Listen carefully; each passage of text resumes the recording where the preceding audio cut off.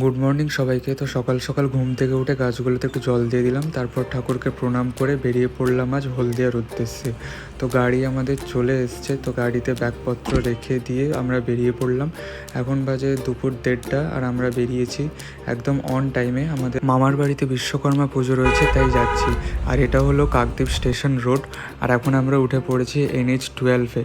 আর বাম দিকে যে রাস্তাটা দেখতে পাচ্ছ এটা হচ্ছে গঙ্গাসাগর যাওয়ার রাস্তা। আর সামনের দিকে যে রাস্তাটা এটা চলে গেছে ডাইরেক্ট কলকাতা।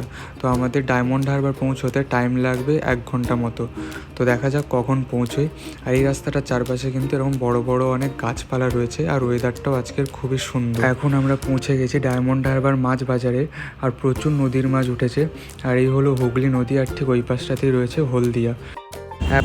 2:20 গাড়ি আমাদের এখানে নামিয়ে দিল। তো এবার যেতে হবে টিকিট কাটতে। আর এখানে কিন্তু মেট্রো স্টাইলে কিন্তু টিকিটটা স্ক্যান করে ভেতরে যেতে হয়। এখন ভ্যাসেল নেই, তাই এই লঞ্চটাতেই আমাদের যেতে হবে।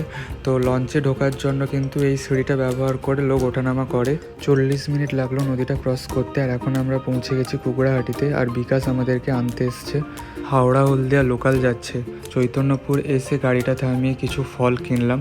তারপর নেক্সট ভীমদেবে দাঁড়িয়ে একটু মিষ্টি কিনলাম। 4:15-তে আমরা পৌঁছে গেছি মঞ্জুশ্রী।